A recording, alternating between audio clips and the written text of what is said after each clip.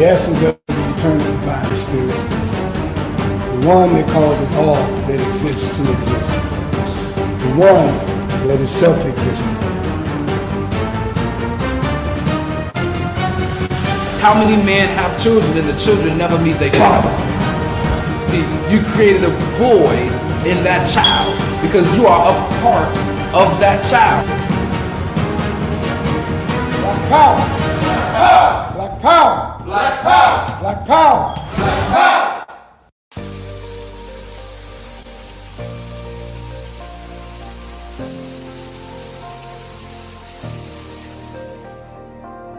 Are you feeling fatigued and can barely make it through the day without some type of caffeine? Are you on a journey of healing your body but need a little help? Then alkaline water is what you really need. Alkaline water has many benefits. Alkaline water can help restore pH balance in the body. Consuming beverages such as soda and coffee can make your body acidic.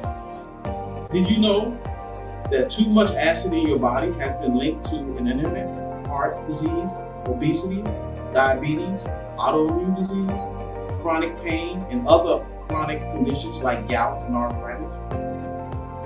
Those who use alkaline water have reported increased energy levels, clearer skin, reduction in inflammation, better digestion, and many other health benefits. I've used alkaline water for years, and it's been instrumental in sustaining my health when I was diagnosed with sarcoidosis. Are you ready to take responsibility for your body's health? If the answer is yes, then our alkaline water is just what you need. Bring your own bottles. It's only $3 for each gallon. To place an order or for more information, you can reach us at 773-846-3091. Thank you in advance for your support.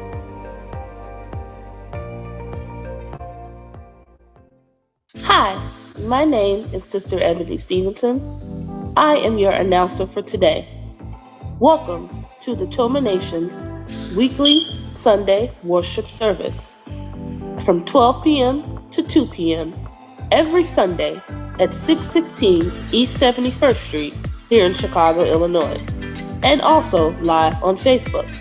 If you would like more information, you can reach us at www.facebook.com/TomaNation2 or give us a call at 773-952-8302. Now I am going to recite our opening.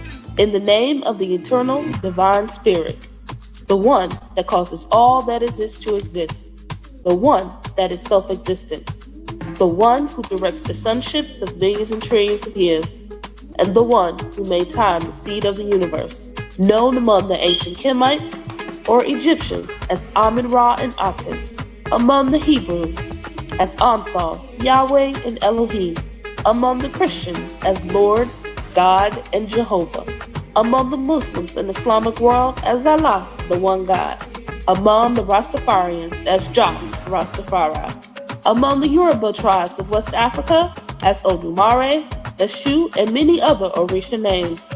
I bear witness that all of these names refer to the same one, Almighty Spirit, and it is to that essence which I give reverence and to whom I submit. I boldly proclaim that we, the descendants of those black men and women who survived the transatlantic slave trade, are the Lost 13 tribe, born in North America and are of a Nubian Kemetic lineage. I further proclaim that the blood of all the nations of the earth flows through our veins. I greet you in the ancient but holy words of peace, Hotep, Shalom, Assalamu alaikum, Habaragani, Alafia, and Ashe. Now I am going to recite the 13 points of what we believe and know. Number 1. We believe and know that we are not to repeat the mistakes of the past prophets and messengers of the Almighty Creator of the heavens and earth. Number 2. We believe and know that we can only establish an economic base through the application of the knowledge of self and the incorporation of the ideologies of the Honorable Marcus Garvey, the Honorable Elijah Muhammad, Mahatma Gandhi, and Ben Ami. Number 3. We believe and know that the prophets and messengers of the Holy Bible, the Holy Quran, and the Kemetic Holy Books were all black. Number 4, we believe and know that Jesus Christ of 2,000 years was and is a black man. Number 5, we believe and know that the knowledge of the Almighty Creator goes beyond books written by the prophets and messengers of the Almighty Creator. Number 6, we believe and know that in order to promote and coordinate unity, we must first recognize and accept the uniqueness of being able to worship our Creator, regardless of religious denomination, name, title, ritual, particular dress, or holy book, as long as it recognizes the Almighty Creator of the heavens, earth, and the universe as supreme. Number 7, we believe and know that it is impossible to tell the truth without exposing the wicked governments of the world. Number 8, we believe and know that the United States government, in collaboration with other European nations, have a now objective to exterminate dark-skinned people of color off the earth through the act of genocide. Number 9, we believe and know that some of the most effective methods that are being used today are AIDS, birth control, alcohol and drug abuse, vaccinations, gang and domestic violence, systematic elimination of trauma centers, the public school system, and public aid within the black communities of America and the world. Number 10, we believe and know that the last trick that Satan is playing on us is the dividing of us by our religious differences, religious gangbanging. Number 11, we believe and know that the conflict between the various religions are comparable to the conflict between various street gangs within the inner cities of America. Number 12, we believe and know that the war on drugs and gangs is a diabolical plot to disarm the black community of weapons, break up the black family, withdraw our constitutional rights, also kill and incarcerate young black males under the undercover code name April 2029. And number 13, we believe and know that every letter, shape, sound, and numerical value contains esoteric information that completely transcends the specific contextual meaning of the word. Our purpose: to bring about the growth of a righteous community in accordance with the laws of the Creator of the universe, under the leadership and guidance of Brother Minister Rahim Chesed Aton, to provide solutions to the social and economic ills that plague the communities of urban America. Our goal: to re-educate and retrain youth and young adults to develop positive moral values as an alternative to delinquent behaviors, because you can't rebuild a community and not rebuild the minds of the residents of the community to meet the responsibilities of maintaining the community's image. Our mission: to enhance the economic development of our communities by establishing businesses, real and personal properties, thereby creating jobs and/or entrepreneurship training programs that will reverse the concept of leaving the community to buying back the community. Our motto: let your light so shine before men that they shall see your good works and glorify your Father which is in heaven. Matthew 5:16.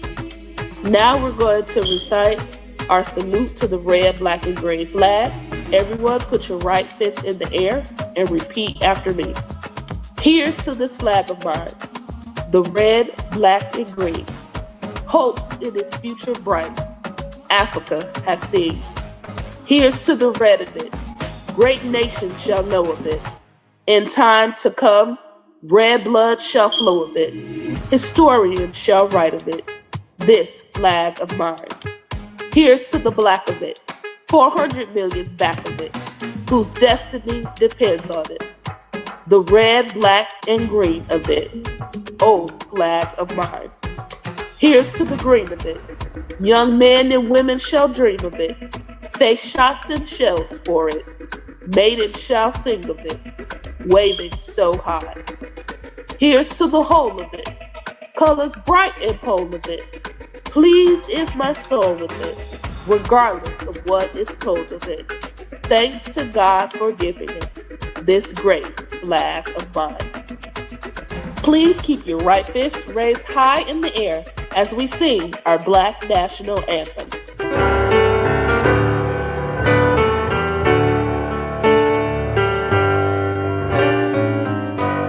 Lift every voice and sing till earth and heaven ring with the harmonies of liberty. Let our rejoicing rise high as the listening skies. Let it resound loud as the rolling sea. Sing a song full of the faith that the dark past has taught us. Sing a song full of the hope that the present has brought us. Facing the rising sun of a new day begun. Let us march on till victory is won. Black power, black power, black power. Black power is the power to define, develop, and defend that which is in the best interest of Black people. Greetings, brothers and sisters. My name is Sister Ebony Stevenson. Welcome to our Tillman Nation weekly Sunday worship service. That's worship, WARSHIP. We invite you to join us live here in person each and every Sunday from 12 to 2 p.m. here in the Grand Crossing community of Chicago, Illinois at 616 East 71st Street. Once again, that's 616 East 71st Street. We're right in between Keene Drive and Cottage Grove. Today, I am going to start us off on my lecture, which will be a two-part series. I will do the first part today and then finish the second part of my lecture at the beginning of our next Sunday broadcast.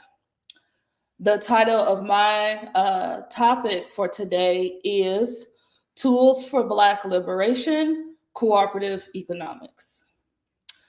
As we are in this month of Black history, and we believe here at TOMA that Black history is 365 days a year, because our legacy is not just what they tell us during February. Our legacy comes with the beginning of this planet. And so we have to understand that, you know, when we get the usual suspects, the Martin Luther Kings and the Malcolm X and the Coretta Scott Kings and everybody else and the Harriet Tubmans and the Frederick Douglasses, that's not the beginning of our history. And so when we talk about Black history, we have to understand that as Black people, that our history starts at the beginning of the planet. And we have contributed so much to the development of society as a whole before colonizers, aka the Caucasians, stole it from us. And so as you're recognizing Black history in your households, as you're recognizing Black history at your institutions and at your schools and your businesses, we must speak the truth about who we really are as the original people of this earth. And so I was inspired to talk about cooperative economics based off of a meeting I was at yesterday. And I'll talk more about that meeting when I get into my lecture. So when we talk about economic disparity, right, here in the United States, for Black folk, we don't need to look at the dictionary and see what the definition is. All we have to do is look out our window. On the south and the west sides of Chicago in particular, you can just step out your door and you can see the economic disparity that exists. It doesn't come as a surprise that the majority of the homeless people that you see on the embankments, on the expressway, living in tents, sleeping under the viaducts, sleeping on the trains and on the buses, that the majority of those folks are Black folk. Am I right?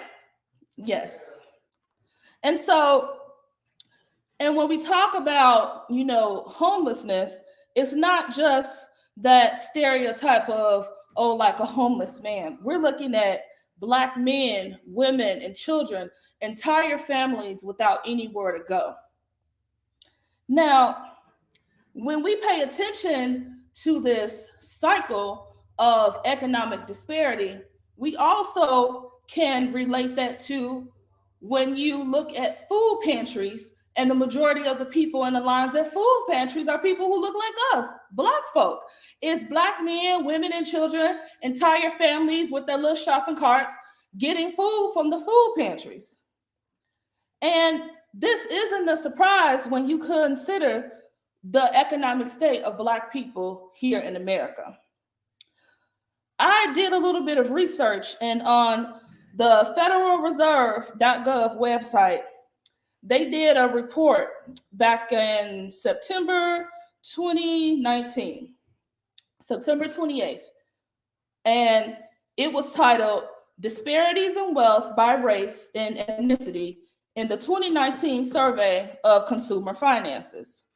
And it talks about the median net worth of people here in America, aka the United States of America. The median net worth for a white family is $188,200, and I'm pretty sure since the pandemic that has went up. The median net worth for a Latino family is $36,100. What do you think the median net worth of an average regular smuggler Black family is? You think it's $30,000? You think it's $50,000? Heck, we've been here for how long? We should be $100,000. But no, the average net worth of a Black family here in America is $24,100. $24,100. All of our blood, sweat, and tears that's in the soil of this country that we helped build, and our median net worth of a Black family is $24,000. That's embarrassing. And we have nobody to blame for that but ourselves. In the words of Dr. Webb Evans, Black people have always been on the economic bottom in this country. We will continue to remain so until we start collectively practicing cooperative economics from generation to generation. Now, if you notice, when I just said that statement, I said collectively, because we'll be in meetings or talking to people about cooperative economics, and you'll have the people be like, well, I shop with Black businesses, or I shop with Black businesses, or I make sure I buy this from Black businesses. But the key word there is not, I didn't use the word individually. I said collectively, as a people, as a whole, to pull our resources so that we can prosper. And that's not just this generation, it's from generation to generation. As you guys know, if you've been following us, either coming to our lectures live in person or following us on live on Facebook and YouTube, you know, here at Toma, we don't participate in the colonizer holiday known as Christmas. We do, however, observe Kwanzaa. And, you know, the thing about Kwanzaa is that all Kwanzaa is, regardless of your feelings about who created it, is a set of principles to govern a nation. And that's how we view those principles here at Toma when we observe Kwanzaa. And the reason I brought up Kwanzaa is because instead of doing my usual Google definition, I wanted to look at the definition of cooperative economics from Kwanzaa. And Ujamaa is the fourth principle of Kwanzaa. I was got to make sure I'm pronouncing that right. Did I pronounce that right, y'all? Ujamaa is the fourth principle of Kwanzaa, which is cooperative economics. And it is essentially a commitment to the practice of shared social wealth and the work necessary to achieve it. Ujamaa literally means familyhood and suggests a sharing of work and wealth in the manner of a family. That's what we are, Black people here on this planet. We are a family. Cooperative economics is essential to the survival of a people because without it, we are vulnerable to the social conditions of exploitation, oppression, and inequality, as well as the deprivation and suffering of the people are increased. Does that sound familiar? Black people here in America? Does that sound familiar? Black people here in Chicago? Does that sound familiar? Black people right here on 71st Street on the east side of Chicago. Does that sound familiar? That being vulnerable to exploitation. How many Black people are exploited every day in this country? How many people take advantage of our knowledge, our legacies, that they build entire institutions off of our backs? And when you talk about oppression and inequality, look at the violence in our community. We're going to have increasing rates of violence if we do not deal with the state of economic depression of Black people. People are going to rob, kill, and steal in order to take care of their families. And until we are truly able to provide people with viable alternatives, we're going to have these skyrocketed rates of violence. And it's not just the gun violence, it's violence in general. Like when you talk to moms and dads trying to take care of their children and dealing with inflation on top of the already economic depression Black people have always been, it's getting rough out here. When you look at the cost of eggs, it's $7.99, and families are having to decide whether or not what part of their rent they can pay and what part of groceries that they can pay. This is real. And until we deal with the situation of cooperative economics, it's going to always be this way. Dr. Claude Anderson is a renowned intellectual author and speaker who focuses his expertise on how Black people can empower themselves economically. He is the founder and president of Powernomics Corporation, Inc. and the Harvest Institute. According to his website, the Powernomics concept and plan teaches Blacks how to pool resources and aspects of power so that they can produce, distribute, and consume in a way that creates goods and wealth. During an interview with Darrell Wood of the Detroit Black Journal in 1995, Dr. Claude Anderson discussed his book, Black Labor, White Wealth, The Search for Power and Economic Justice. Anderson said he was inspired to write the book for several reasons, including to address Black people's political position, to respond to the bell curve book, which claimed that Black people were genetically inferior to the white race, and to show Black people the steps they needed to take to avoid becoming indefinitely stuck on the bottom rungs of the social and economic ladder. Now, when do you think this was? Was this in 1930, 1900? Nope. This was in 1995. And we are in 2023. And what did Claude Anderson predict? That if we didn't get our stuff together, that we would be on the bottom rung of the economic ladder here in America. And in 2023, this is where we are today as a people.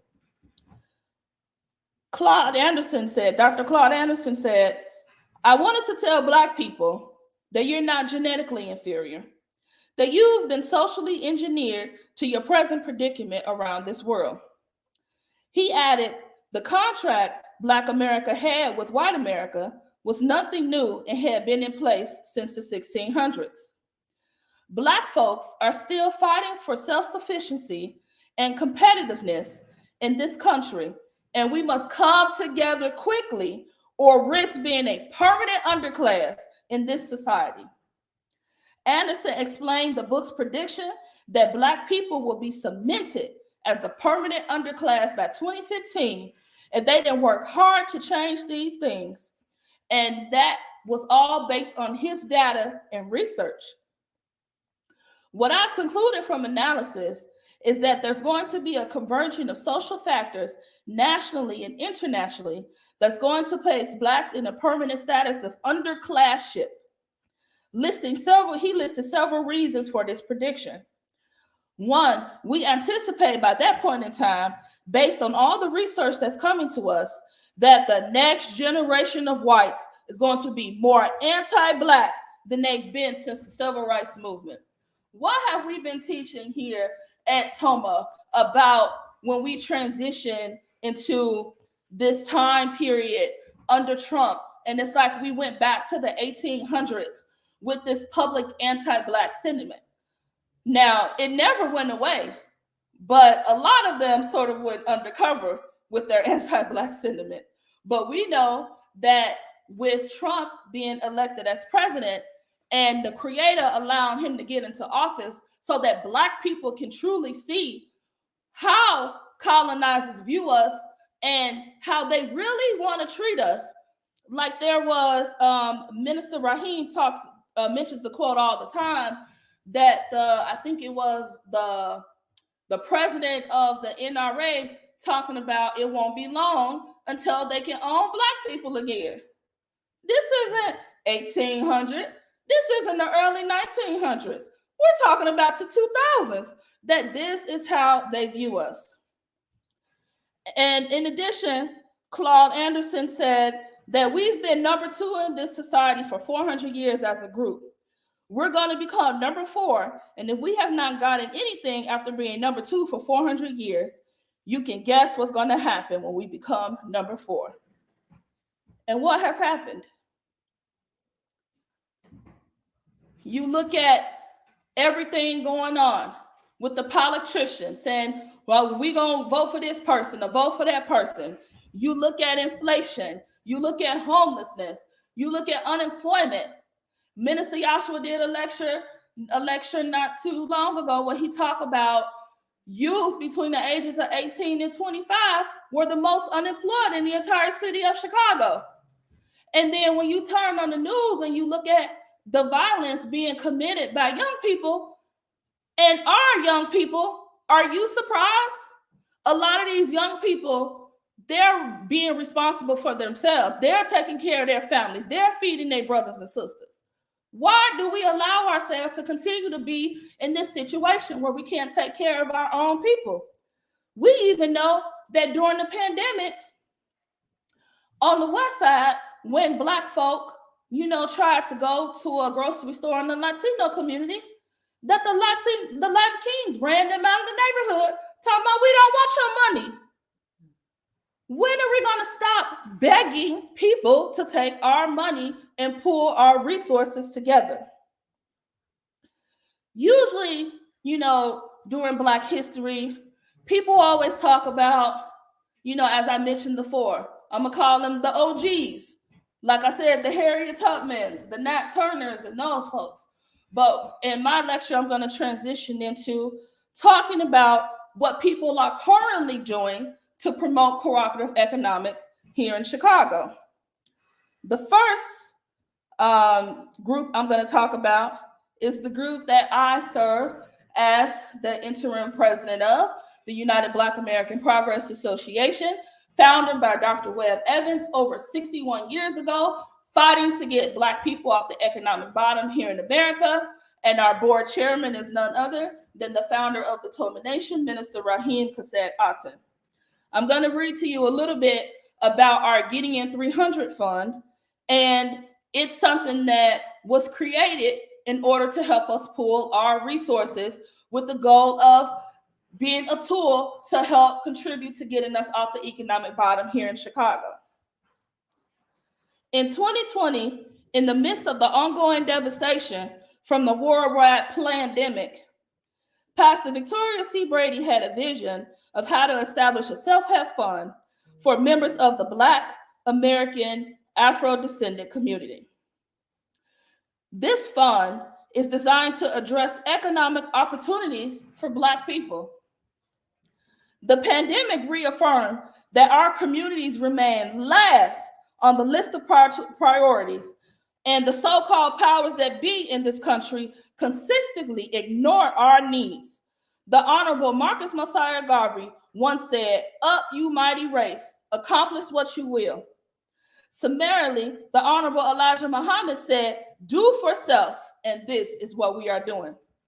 The purpose of the Gideon 300 Fund is to establish and build trust and relationships with our people rooted in integrity as we continually evolve as a self-determining people. Black people, we need to come out of this slavery mindset. There's no long-haired, blonde-haired white man coming to save you in a toga. He don't exist. He does not exist. The only way we're going to be able to save ourselves is if we come together and truly unite as a people. Now, Gideon 300 had 3 major goals: pooling resources to establish a high-quality fresh fruit grocery store, funding nation-building self-determination projects, and covering administrative costs of the organization. The thing is, a project like Gideon 300 is not new to Black people. The blueprint for Black liberation already exists. Tulsa, Oklahoma's Black Wall Street flourished as a self-contained hub in the early 1900s. And we know that Tulsa was not the only example of Black Wall Street in this country. Their community harvested banks, post offices, restaurants, grocery stores, doctor's office, luxury shops, hotels, barbershops, salons, movie theaters, pool halls, nightclubs, and a library, all owned by Blacks. 13 tribes, descendants of the transatlantic slave trade. Now, we know what happened to the Black Wall Streets in this country. And that is the testament to the devilish nature of the colonizer here, not just in America, but across the globe. The fact that they would go through and destroy these communities, that's in their nature. Are we surprised? Look how they treat us now. Look how the police treat us. Look how the judges treat us. Look how the government treat us. None of this should be a surprise to us people, which is why all of you people out there standing on a corner, getting those petitions, talking about just sign my petition because I want you to vote for this person. Oh man, just make sure you vote Democrat. We're going to be good. Have we not learned nothing? Chicagoans, Black Chicagoans, have we not learned anything from the politics? Have we not learned anything from the main politic in chief, Lori Lightfoot, that color don't matter? We really need to get ourselves together. Now, if you would like more information about the Gideon 300 Fund, you can email Pastor Victoria Brady at pastorvictoriabrady@gmail.com or Minister Rahim, Yabapa Chicago at ubapachicago@gmail.com. Now, that was just one example of us coming together, working to promote cooperative economics here in Chicago. And for those of you who are watching and you're not local to Chicago, feel free to let us know in the comments section what Black folk in your community or in your town are doing to promote cooperative economics where you live. Next, I'm going to talk about Cassiopeia Uhuru, the founder of the Black Mall. Now, the Black Mall has had many contributions to promoting cooperative economics here in Chicago. They had an in-person store over on 532 East 79th, where you can come in and everything in the store was made or sold by Black folk, from alkaline water to t-shirts to pickles to produce to Black dolls, you name it, Cassie had it. In addition to that, they had a spot over in the Boombox in Chatham on 79th Street. And they even were a part of the Black Biz, the Bach Biz Center. Currently, the Black Mall's mission is to become the primary source of awareness for Black businesses. That means that they want to see a beautiful, bustling, Black-owned commercial corridors and thriving Black communities throughout the world. Their business model is to become the digital marketing solution for Black-owned businesses. They help generate continuous streams of qualified leads to bring brands more customers and sales. It's their mission to make Black brands household names. They help make businesses get instant visibility and access to over 70,000 subscribers through an intensive social media audit, a digital media ad campaign ran across multiple platforms, and automation processes to streamline this transformation exclusively for Black-owned brands.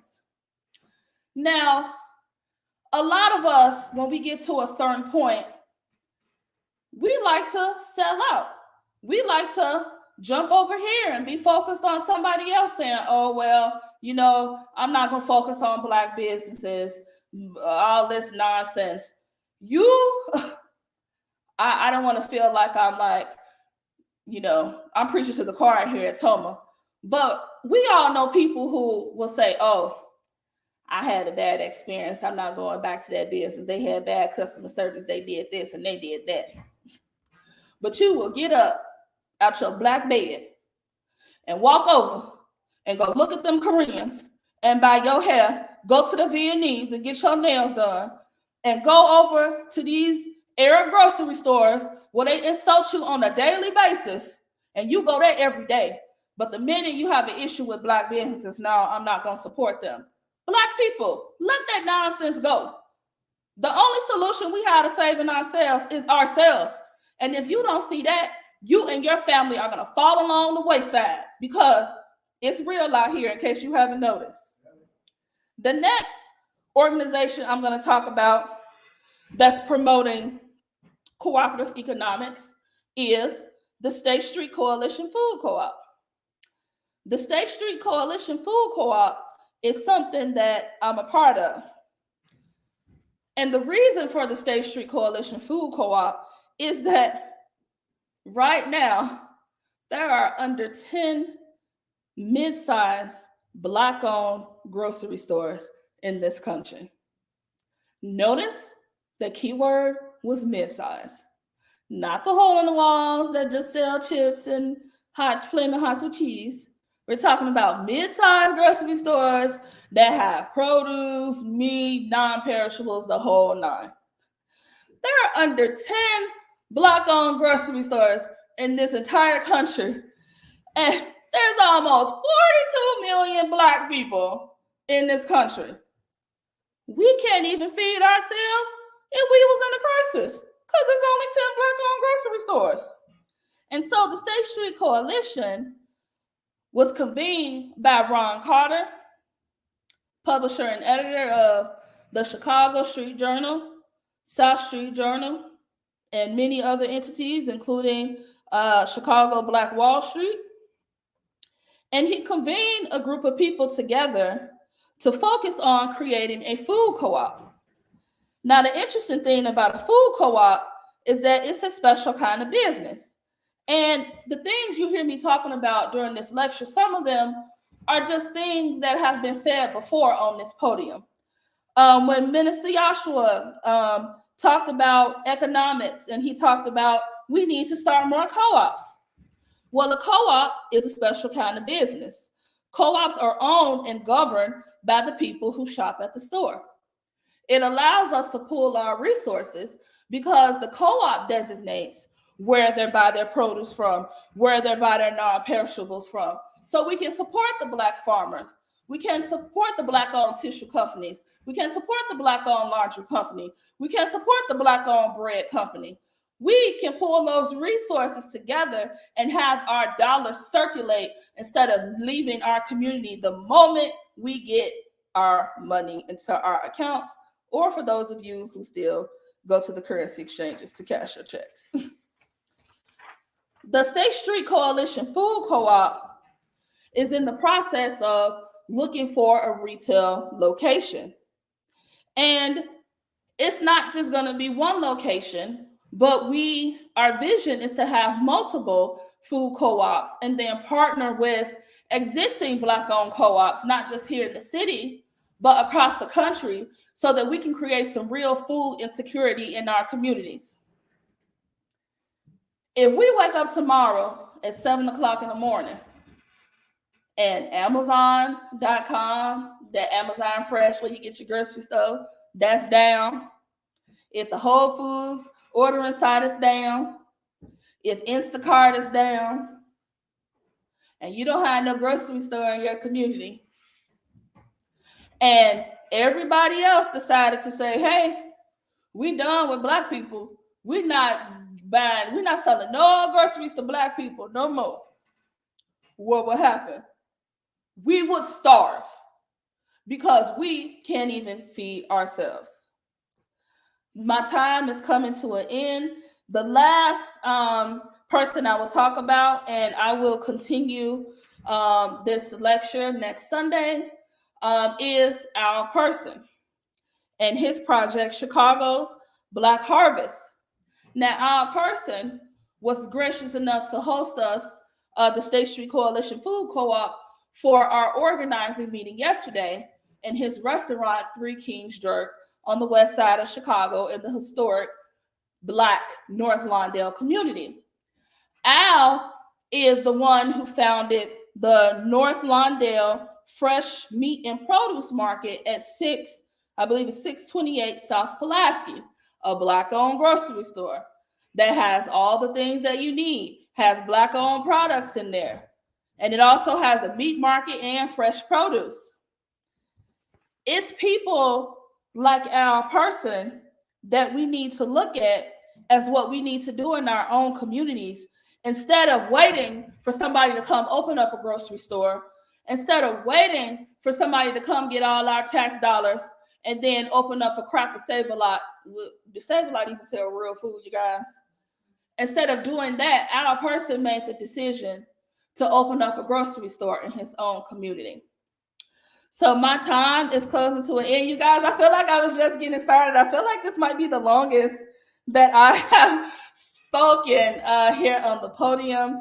Thank you so much for listening. I'm going to introduce our next speaker for today.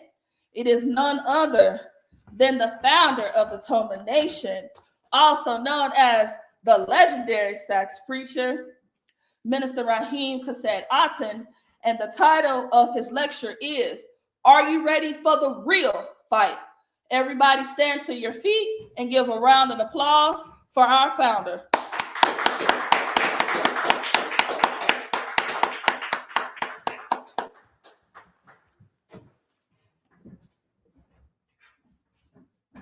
Original salute. Black power. Original salute. Black power. Original salute. Black power. Thank you. Black power is the power to define, develop, and defend that which is in the best interest of Black people.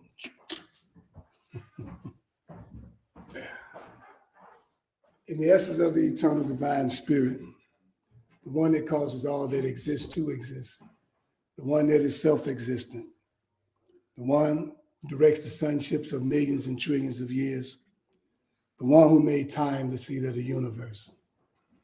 Known among ancient Kemites or Egyptians as Amun-Ra and Aton, among the Hebrews as Ansof, Yahweh, Elohim, among the Christians as Lord, God, Jehovah, among the Muslims in the Islamic world as Allah, the one God, among the Rastafarians as Jah, Rastafari, among the Yoruba tribe it's Olodumare, Obatala, many other Orisha gods, but I bear witness that all of those names refer to the same one, Almighty God. And it is to that divine essence is to whom I give my reverence and to whom I submit. I boldly proclaim that we are those people, those black men and women who survived the transatlantic slave trade. We are that lost 13 tribe born here in North America, and that we are of a Nubian Kemetic lineage. I further proclaim that the blood of all the nations of the world flow through our veins. Oh, I like to say that. I greet you all in peace. Hotep Salam, Assalamu alaikum, Baragani, Alafia, and Ashe. I know there's a repeat call, a return call after that. But I'm kind of trying to get on into what I have to say. I don't have long, but I got to be strong. And I just want the people to understand, and Toma is not about just getting up here speaking, because I've been speaking for over about 32 years. And it ain't about just speaking. When we started this movement in 1990, well, incorporated in 1992, we were on a mission. And that mission was to wake our people up. And one of the ways of waking them up was by exposing the enemies of our rise. So myself, being a musician, was talking to a brother that was at that time the band director, and he is the co-founder of this great movement, Brother Minister Omari Jahi Aton. And then talking it over with my wife, who is First Lady, Makita Aisha Aton, I was just really contemplating for a while as to really, is this really what I should do? I was so busy playing music, doing my little thing, but God being real, whether you believe in him or not, I just put it like that, whether you believe in a God or a higher power or not, we do know, and I know, that if you find yourself in a position where you had a goal and a dream of a life and a lifestyle that you wanted to live, even Yahshua wanted children, wanted to be married, wanted to just enjoy life like every other human being wished to do. But when something come in your world and take you off that path, and then you start going back into your past of how you came up through the church. I came up through the church, the Church of God in Christ and Baptist, both. And all of that came back to me. And all of those scriptures came back to me. Then I had a sign when I was in high school. They called me preacher man. Wasn't the sax preacher. I was just preacher man. And then later on, see, sometimes you could be marked for doing certain things. I had no idea I was going to be a musician. I had no idea I was going to be on the podium saying, I'm Rahim Chesed Aton. No idea. But when you are a believer and your belief and your faith is minute and small, and if you're a disbeliever and you don't believe at all, listen at me rhyming, y'all can bite that. It doesn't matter. But when something strike you and hit you and knock you down, move you away from what you were going toward, which mine was music. And then you come to find out in the hospital that what you have is is something that there is no cure. And then the other part that just makes it even worse, that they don't know the cause. What caused this? What is the cure for this? And if that wasn't bad enough, they tell you that you came in too late. Well, the doctors told me all that. And so in all of that, it's like you still may not believe. You still might think it's just you. But then it went on. He said, you came in too late and we can't help you. You only have 6 to 18 months to live. Not or more, but or less. 6 to 18 months to live or less than 18 months. Now that is a death sentence. And I know people can relate to me when the doctor tells them they have cancer, or the doctor tells them they have some sort of disease that they don't know the cure for. And some people today, right now, from the day of their diagnosis, is still languishing in that disease. Still may not believe. You see what I'm saying? You got some hard-headed people who don't want to believe there's a God. You could be in different accidents and knowing that you really couldn't have got out of that, but you still won't give it back to this higher power that has the power of life and death in its hand. It can take you out when he get ready. He can bring you back if he decide to. You can be born stillborn if he says so. Or you can come out and be alive and thriving and be gone before you're 5. So I get a death sentence and I leave. Make a long story short. This is why that's the name of my subject is talking about a real fight. See, and if you want me to say it backwards, because this is the real thing I'm saying, I'm not really talking about a real fight. I'm talking about fighting for real. That's what I'm talking about. Because, you heard Sister Ebony. And the area that she spoke in is where one of the real fights should be in. Why is that so? Out of everything we call ourselves fighting for, if the people we are fighting are feeding us, what does that say? The people you call yourself fighting, get them Arabs out of our neighborhood. Get them Koreans out of here. And then they up and leave one day, right away, the next morning, what you gonna do? What you gonna do? See, if they leave the next morning, I'll tell you what you're gonna do. You're gonna riot, you're gonna bust out windows, you're gonna be in there fighting each other for food, you're gonna be pushing buggies around, running all out the back door, all out the front door, breaking windows, running all up and down the street, and police gonna be sitting there looking at you, shaking their head like this. They ain't gonna do nothing. Following week, all the food is gone.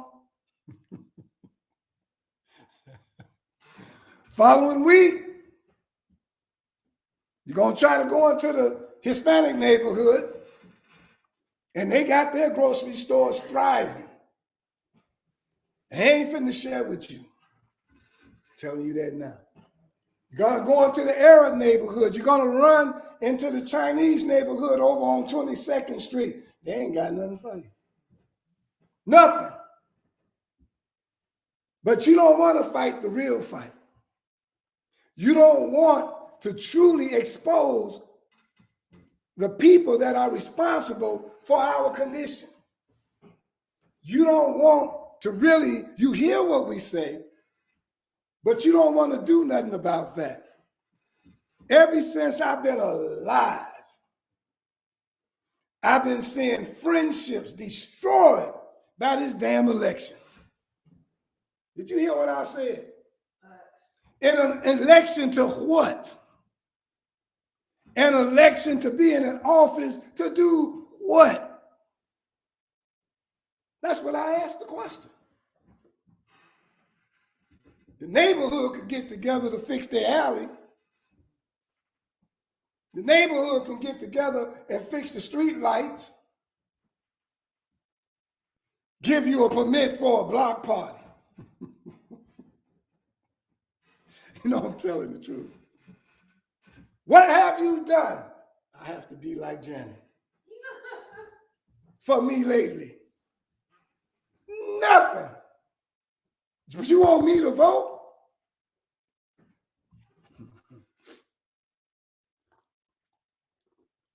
I vote hell for every one of y'all.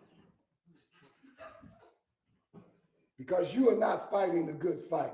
You sat around, and even if you didn't know, now that you do know what I'm going to say, you sat around and let them kill our real leaders that were in politics. Gus Savage.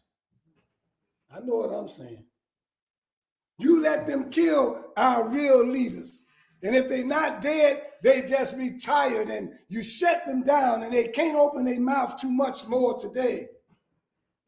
Our Lou Palmers, our Dorothy Tillmans, we had them with us. Mary Hill Washington, I'm talking about dead and alive. They fought the real fight. They exposed the government. They set up and had meetings with us and shared with us what the workings were of Chicago politics. They shared with us that information. And then they didn't just turn around and lecture to us to tell us all some glorified words and whatnot. They told us why we should stand behind them. And then they told us not what they're going to do, but what they had already been doing and why they're being stalled in doing what they were doing. Don't you want to hear that sometime? Instead of promise us you're going to do this, promise us you're going to do that, promise us. How about coming to the table telling us what you already did and where they're trying to slow you down at, and then tell us where you need our help? You ain't going to do that. And every time most of our people who want to vote for these damn politicians are only doing it for their own individual, selfish damn reason. I'm just telling the truth. You want the real fight? Then we need to deal with radicalism. We need to be a resistance movement. We need to stand up and say enough is enough. We need, see, everybody, you know, you look at Martin Luther King, you look at Jesus, you look at Gandhi, and on the surface you see, we love you, we don't hit back, turn the other cheek. But I want you to understand something. That was a method, but they were a resistance movement. You didn't know that, did you? Oh yeah, they resisted. How they did it, I'm not going by that. I'm saying they exposed the enemy and they resisted unjust laws. And if it meant going to jail, it did not matter. 90% of these so-called radical, that's why I said so-called, radical, so-called activists, yaktivists, all they're doing is running their damn mouth. All of them scared to go to jail. And a couple of them, all it took was one time to go to jail, and they said no more and quit and gave up. But see, there's a strategy in going to jail, but nobody wants strategy no more. You want to stand there and fight for bull crap. You got these wine and spirit stores throughout our whole community. Back in the 90s, we fought against Walgreens over on 75th. We fought against them because they were selling hard liquor and beer, and that Walgreens was the #1 Walgreens in the state of Illinois when it came to the sale of alcohol in this state. In every area in that surrounding area around Walgreens, alcoholism was at an all-time high. We fought and fought and fought against Walgreens. We stood outside. We stopped people from coming in. I know a lot of people don't know about this one. A lot of the people around me don't. But I'll tell you about it eventually one day. Once they got it out, that was a victory. But this white man is slick. He waits 10 years. He waits till the next generation graduate. 2 or 3, 4 graduations. He can wait. Because all they do is pass the blueprint down to the next person. They don't throw it away. And see, they're people who run this world and who own these corporations. Their people don't want to lose that money. And if that money that they're getting is their second income and it's coming through drugs and alcohol, stop being a damn fool and think they want to help you to get rid of it. That's their second income. And so later on, 10 years, 12 years later, I'm going to show you how they did it. I walked in Walgreens. It was a holiday. I don't know which holiday it was. They had little bottles of wine in cases where you can see it when you walk in and look to your right. You had the pink, the red, little cheap wine. That's how they test you. And they seen that nobody said one word. Same way the Hispanics came into our community. They came across the black line with that big old cart. Mm-hmm. They set it right there. They knew that if something was going to happen, they can run back across the line, but they set it over here and nothing happened, y'all. Matter of fact, what did happen, it was a line down the street coming from the doggone cart that looked like the line at the beach or at a pool at the park district on a hot day, people waiting to get into the pool. It was a long line. Everybody getting this crap. I don't care if you like it or not. This is what I call it. Some damn corn with flour or whatever that white stuff is in there. Just to eat it. We know that a lot of y'all saw corn in the toilet. How do I know? Because your body cannot digest corn. It's not even a food for us to eat. It was for pigs. And a whole lot of pigs eating it. No pun intended. Now, anyway.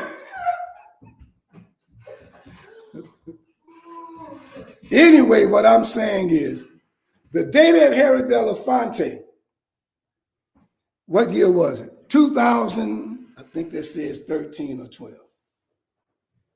2013, well, I'm getting good, might not need these. At the NAACP Awards, and since then, everybody else went back to sleep. There was nobody else who had the nerve to stand up and talk to our people in the face of all the white folks in the audience and tell the truth of what's really going on, and then tell our brothers and sisters what they need to do. And everyone that heard it and tried to do something, what's this man's name that tell jokes? Not that one. Y'all ain't gonna get it because he wasn't a stand-up comedian. He was doing Saturday Night Live and all that.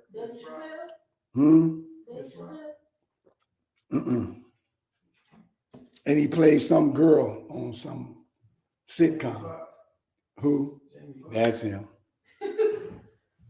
Jamie Foxx heard Harry Belafonte. Let me tell you what he heard real quick, and I'm going to show you what I mean about radical thought. He said, standing there before he got his award, America has the largest prison population in the world and over 2 million men, women, and children who make up the incarcerated. That was cool. The overwhelming majority of them is Black. Now, Jamie heard that. And if you all heard his history, his father had went to jail. And they said on charges not really trumped up, but they said they gave him more years than what the charge was. And so that bothered him, because right now his father lives with him. After he got out and whatnot, he got his father with him. But he understood that. He saw that. He felt that. Here we are, it's almost 2 million Black people languishing in the jails and in the prisons as we speak. But yet they say that we 13% of this population. They keep saying that we are a minority, but the majority of us is locked up. And the majority of us are Black males. Yes, they have women in there too, but the majority are Black males. And yes, it is a plan that they have dealing with population control, because they make sure that the majority of them that are in there are men in the prime of their life. Knowing you ain't gonna procreate up in them. They know what they're doing. See, when you got an enemy like that, you got to expose them. You got to say the name of the corporation. You got to say the name of the leaders of those corporations. You got to be like Kanye West. Yes, thank you. One more time. Thank you. Got to be like Kanye West. Now, Jamie Foxx, see, when you get an Oscar, don't y'all notice what happens when a person get an Oscar? Or you just up for at least 6 or 7 good films that year. Automatically, you got an Oscar winner. So now you don't have to audition. You got 6, 7 good films or movies that you're going to get a chance to do. But soon as Jamie Foxx decided he was going to speak out and unleash radical thought, did you notice that he didn't get that? That he noticed too. That's why you don't hear him talking that much no more. Now here we come with Kanye. Everything, 95% of what Kanye said about this white man and about this Jew was true, is true, not was true. We ain't talking about history, we talking about right now. In the condition we in, with our mouths closed and our eyes wide shut, ain't gonna help us. You heard Ebony say, we in serious trouble. And the Black man and woman, we are in serious trouble. If you all ain't willing to understand one of the solutions in getting us out of our condition is to go up against the National Rifle Association, who said in one of his articles, and they put it on the front page, brothers and sisters, and we still didn't move. What happened to the activists? What happened? Activists. He said it would be, he is the president of the National Rifle Association. He said, we know that soon we'll be owning these Negroes again. This wasn't 18 something, y'all. This was 19, this was 20 something. He said, soon we will be owning, there it is, here it is, 2013, same year that Harry Belafonte said what he said about radical thought. Now, while he's saying that, we got the president of the National Rifle Association, the president of an association who said they are about hunting, but yet they're putting all their money in quick kill weapons of mass destruction. You don't hunt with those automatic weapons, not animals. might hunt humans, but not animals. So around the same time, this was May 5th. So here's February, March, April, May. 4 months later, the president at that time of the National Rifle Association, probably looking at the NAACP, said, this is what Harry Belafonte said, a great actor and a great singer. He said, and in the gun game, they, talking about us, are the most hunted. That was a hint. He was pointing to the National Rifle Association, whose bylaws and constitution and goal is that they were going to be a club of people that hunt animals. But he was giving you a hint who to look at. In the gun game, he said, we are the most hunted. You mean more than rabbits? You mean more than all the things we hunt? More than elephants? We are the most hunted, but we won't go up against them. That's the real fight. What are you scared of? Right here in the halls of North America, on the south side of Chicago, is a little man, that's me, who says, I'm ready to fight. I'm ready to call him out. And I know if we call him out, that we will win, because it didn't take long for me to know that God was real when he saved my life from an incurable disease that attacked my lungs. And the doctor said, I'll never play my horn again. And I'm here right now talking to you, standing here saying, God is backing me up. God is real, and the devil is too. And we got him. We're going to kill him. But you want to be with me? Come on. You know why I say it that way? Because, see, if you don't change the dynamic, and with our words, we always say this here, I don't want to be no martyr. But what makes you a martyr is because another thing you keep saying, amen, I got your back. Well, you're a lie. You ain't got my back. I don't want you behind me. See, that time is over about having a leader's back. If you can't stand over here and over here as we go forward, you ain't got my back. You get back and go where you're going. And the Holy Quran talks about you. Yeah, he talks about the one that stay at home. Did y'all remember reading that? About the one that stays at home. And they stay at home and they say things like, man, if something happened and some of the people get killed, say, you see, that's why I didn't go. I knew that was going to happen. And then if they victorious, he'd be like, yeah, well, I was just staying back because somebody needs to protect the women. Any excuse. What's your excuse? Why you can't go up against the National Rifle Association? I bet you some of them guns are slack up.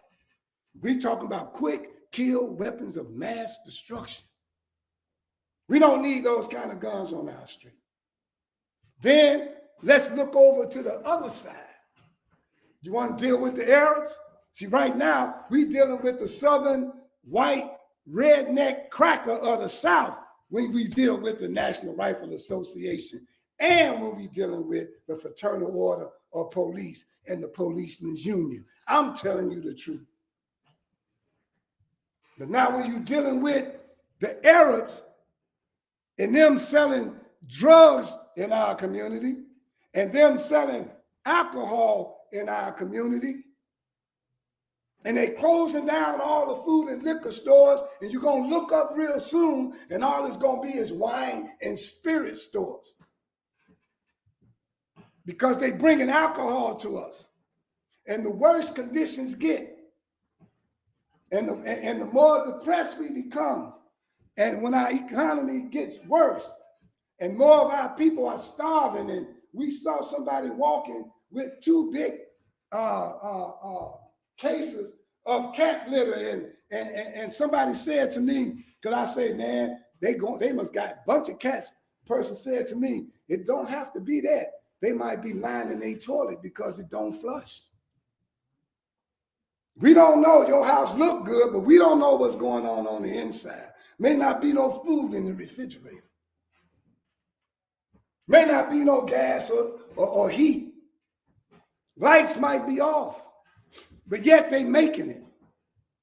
And all we got to do to take back our community is, yes, buy black, but also buy back.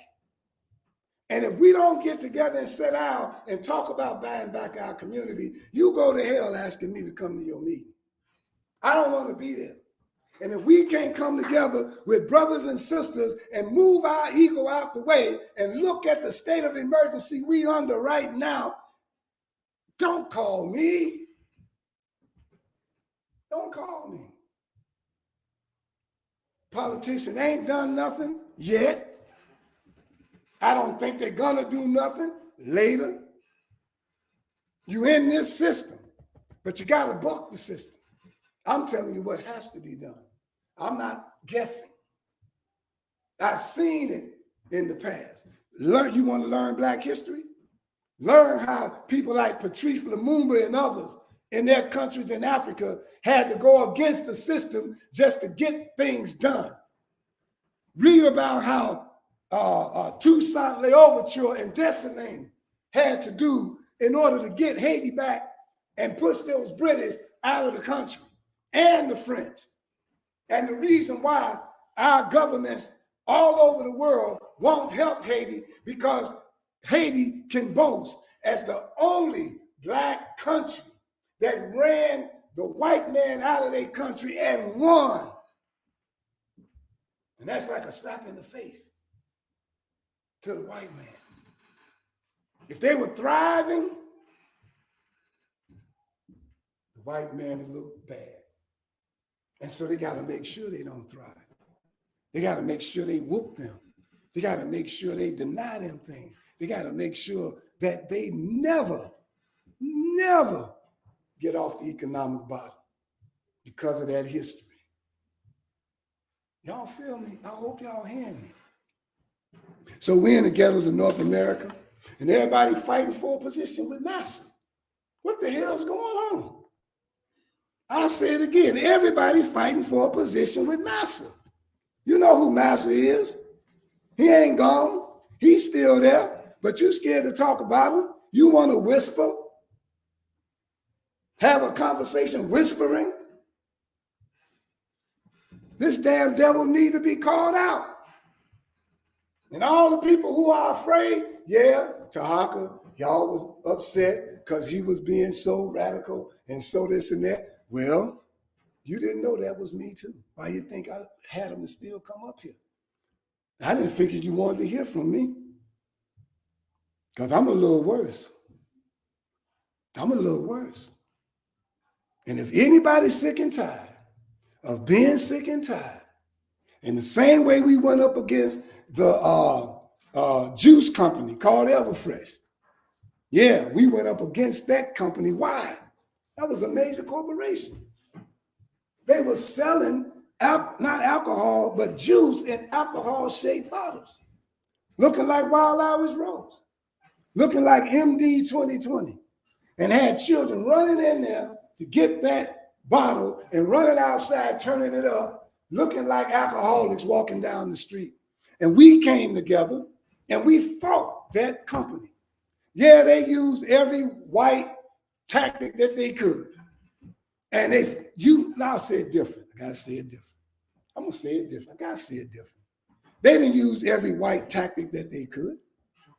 They used every white tactic that they've always used against and on Black people, and it always worked.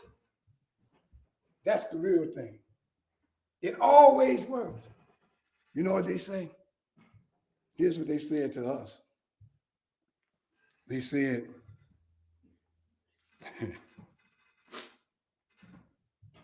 we'll start hiring Blacks to drive our trucks. Yeah, so now we can drive the bottles into the community and be in the trucks, give you all jobs. And someone else at the table said, well, we need you all to advertise on black radio stations. See, this is our mindset when we asking the devil to stop doing something. This is where we come in. We don't negotiate, brothers and sisters, but we negotiate. That's what Negroes do. And I call it shut up fee. See, every time you say yes and they say yes to something like that, and in the end they still doing what they do, every time they say yes, that's another big old muzzle on your mouth. Then they say yes again, that's that big thing be on your neck with them big old points in it that be around your neck when you were a slave. And then when they say yes again, that's them things on your hand. Then they say yes again, that's the shackles on your feet. And then you, handkerchief head Negro, tell me you got to give your soldiers jobs. At the expense of what? That they can still sell it? They sat up there and told us how much money they gonna lose. And one of my brothers said, how many lives we gonna lose? And we weighed the lives of our people and our young people when they grow up and the chance that they might become alcoholics of the future. We weighed that with the money they gonna lose in 6 months. And I'm gonna tell you, it didn't look too good. I'm not gonna say names this time. When we got outside, one of your leaders said, you messed up. You wet behind the ears. You don't know what's going on out here. And if you don't be careful, we ain't gonna get this money. Because Jesse and his boys gonna come in and get it. That's what I heard. He said, come on, go with me. And me and some other brothers, I don't remember who they were, went to have breakfast or dinner. And he called himself schooling us. I don't like the civil rights way of doing things. Because it ain't civil. Dang.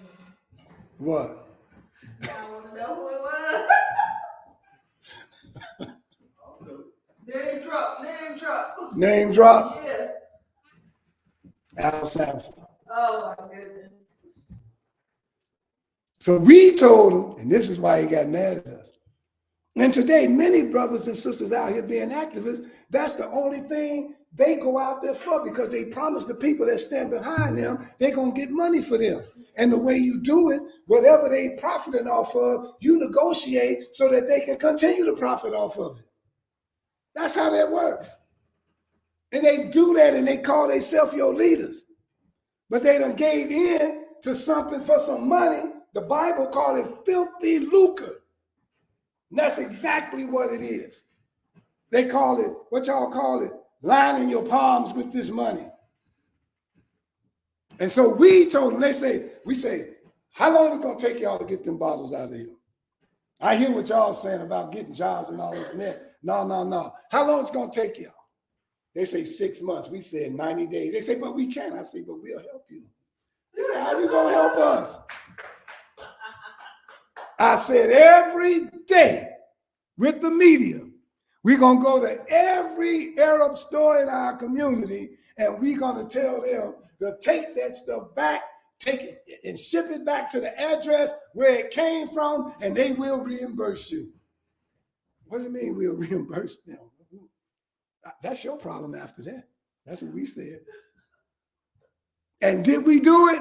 Yes, we did. Channel 9752 followed us from Arab store to Arab store as we went inside, opened up the thing and pointed out what it was. This stuff is supposed to be liquor. This stuff's supposed to be juice, and they look the same. How come this St. Ives can look just like a can of Arizona? What the hell is this, y'all? Huh? Subliminally subjecting us to be alcoholics of the future. Brothers and sisters, you today won't see those wine-shaped bottles with juice in them right now. And this was done in the 90s, and this is 2023. I'm telling you, we know how to get things done. Now show me yours. Show me yours. Because you can't buy us. We ain't for sale. Anything valuable enough ain't for sale. Real value ain't for sale. I know you say, well, if you put a high enough price on it, it ain't valuable enough. Ain't no value that you can give me. No money that you could give me to sell out our people. None. I've been offered money. Y'all didn't know that, did you? Because I don't advertise all that. I don't. I could have been the president of the CAPS program. I could have been supervisor, area supervisor over about 5 parks. Oh yeah, the politicians came to me, but I saw the strings in the hands that was moving them. See, you might not see who that is, but I saw who it was. See, I could name the name of that alderman. David. He ain't alderman no more. But I could name the name of aldermen who sold us out. And I'm telling you, they taught the ones that's in office now. Somebody said that's why their name should be revealed. Tell it. Name that name. It's time for me to go, y'all. But if we don't go up against the National Rifle Association, and if we don't go up against the police union and the fraternal order of police, you're not going to stop police brutality. You're not going to stop the proliferation of drugs and guns in our community. Thereby, you are not going to reduce the violence. Thereby, you are not going to reduce the deaths of our children. And if you don't go up against the just us criminal system, not the criminal justice system, the just us criminal system, if you don't go up against that system that are making money off of you being in jail, then again, you ain't fighting the real fight. No, you're not fighting the real fight. You bull jiving. And I want to say something else. I want to say it. You're bull dropping. So I'll say that. That's close. No, I might have to say it. No, it's trying to come out.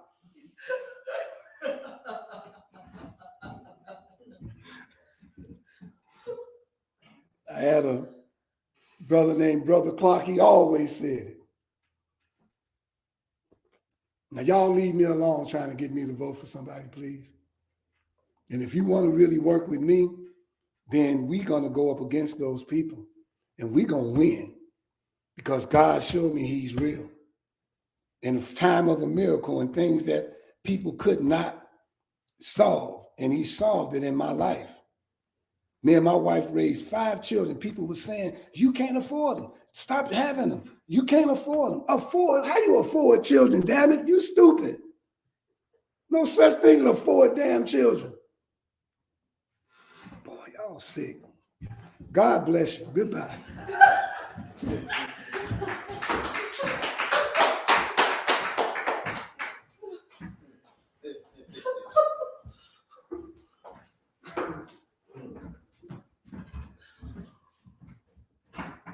Well then.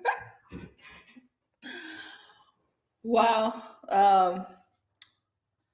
That was a very powerful lecture from our founder, Minister Rahim Chesed Aton, titled, Are You Ready for the Real Fight?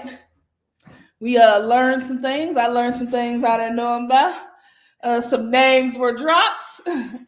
And if you know those people, I would be like, sell out with the capital S.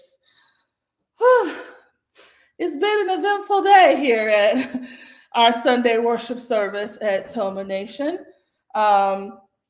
We look forward to bringing the message to you every Sunday live here on Facebook, but also in person here at our edifice, our headquarters at 616 East 71st Street. We invite you to come out Bring your fam, bring your friends, bring your partners, bring your team. You're more than welcome to come and hear the message.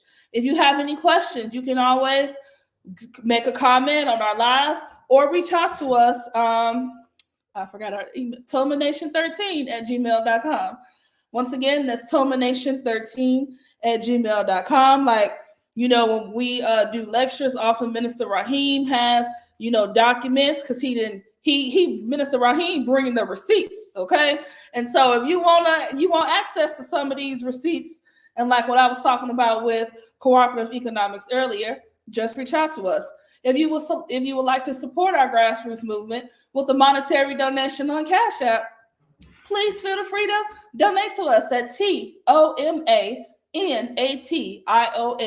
Once again, that's TOMANATION. Thank you so much for watching, and we will see you next week. Peace.